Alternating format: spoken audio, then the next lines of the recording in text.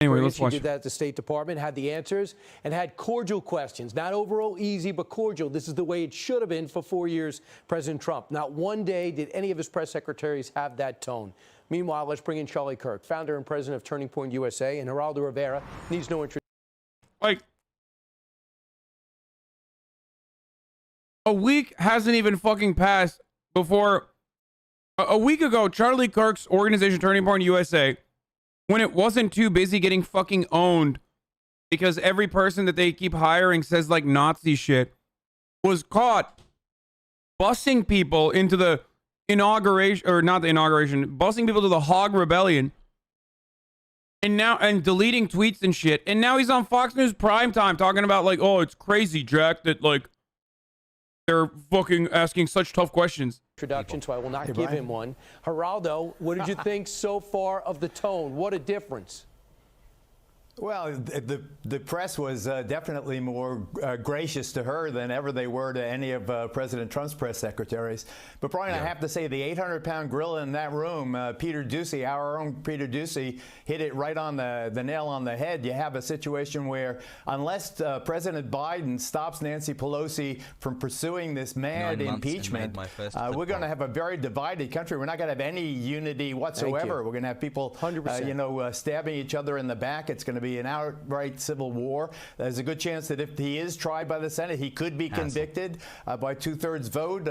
I don't know how the Republicans are going to go. And then after that, he could get, by a simple majority, barred from ever seeking office again. This is an existential crisis for President Trump. Geraldo, it's a crisis too. And if Joe Biden wants to bring the country together, the way to do it is to say, I'm asking Senator Schumer to stand down.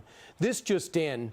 You know this guy named John Brennan who used to run the CIA? Oh, God. He says that the intelligence agencies have never been weaponized to go after another candidate. Well, he just... I can't handle it. Bro, John Brennan's literal own CIA did that. Okay? They did that under the Obama administration. That is so fucking funny. Like, part of what John Brennan did was hide that.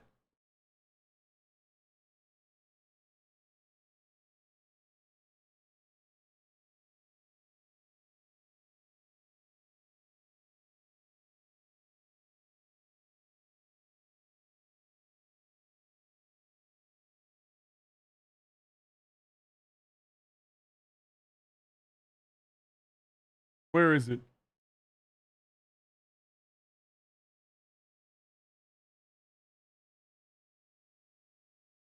When Congress was looking into the black site, like, all right, where do I start? So, under the Bush administration, the CIA engaged in what is known as torture. They called it enhanced interrogation, but it was torture. Right? They waterboarded people. It was not fruitful. It was not successful. It was declared unsuccessful. And it was also, and this might shock you, a gross human rights violation. So, and they still, to this day, potentially may or may not be using black sites to engage in similar activities, regardless of whether they are fruitful or efficient at delivering information that you can act on. So when Congress was analyzing the torture reports, when Congress was actually looking at the agency's detention and interrogation programs, the CIA literally hacked the computers of congressional aides and those in Congress. Every single person, from Gina Haspel, John Brennan, and numerous others that have been involved in the CIA so far, has only been elevated for either directly participating in the torture, covering up that torture program originally, or literally engaging in the weaponization of the agency against political opponents in the way when there was an active investigation into their actions that revolve around torture. So The fact that fucking John Brennan could say something like this is hilarious in and of itself. The fact that both Democrats and Republicans have elevated these people into positions of power is also additionally disgusting. Spoke an hour ago. Let's listen together, Charlie Kirk.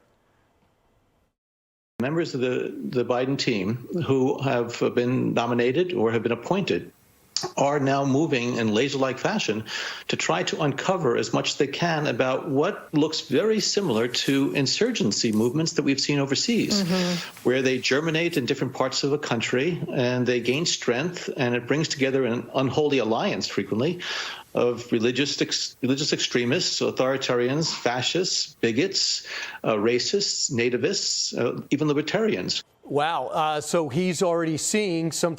Wow, that's so weird. It almost just sounds like the Republican Party, the Big Tent Republican Party, Type of foreign linkage to. which John Brennan is like low-key a part of until recently. So, I guess some supporters that were here on January 6th. Yeah, well, first let me say that that was quite a different type of a press conference. I think Kayleigh McEnany and Sarah Sanders are saying, boy, I wish I could have had an experience like that. I think I heard the clip of. I also find that strange because the unholy alliance that he's referencing is literally the CIA modus operandi against leftist revolutionary action in the global south. Like, he's literally talking about the shit that his agency has done historically and still does to this fucking day, dude. I'm losing my mind. I know that John Brennan is supposed to be like the liberal cudgel here, and I'm supposed to be on his side, but he's such a gigantic, gross piece of shit. And his actions are so horrific, so monstrous. It is wild to me that he's literally describing the CIA modus operandi here on MSNBC as a liberal savior. Religious extremists, authoritarians, fascists, bigots, racists. Okay, this is pretty funny. Nativists, even libertarians. Why do you always say his full name like he's Charlie Brown? Wow. So he's already seeing some type of foreign linkage to, I guess, some supporters that were here on January 6th. Yeah, well, first let me say that that was quite a different type of a press conference. I think Kayleigh McEnany and Sarah Sanders are saying, boy, I wish I could have had an experience like that. I think I heard the clip of John Brennan correctly. I don't know if he said libertarians at the end of it or not. Maybe he did. Yeah, that's quite a list, and I'd like to look into that further because that's quite a accusation to be saying, where all of a sudden that list goes from radical extremists all of a sudden say libertarians, where your previous guest would self-identify as somewhat of a libertarian. And so this is going to be something that I think the Biden administration has said they're going to heavily focus on, and they should really be careful when looping in 75 million Americans with some of these labels and these descriptors. As Glenn Greenwald has said on this network before, there are calls to try to almost start a new domestic war on terror, almost a post 9/11 type security state. I think that is very concerning and potentially troubling. And I think that is something that the Biden administration is going to have to clarify. And they just had, by the way, this just came across. The Center has confirmed Avril Haines as the new Director of National Intelligence, and that'll be on her desk. Guys, this went a little long. Jen Psaki, I appreciate your patience. Thanks for your instant analysis on this historic day. Appreciate it.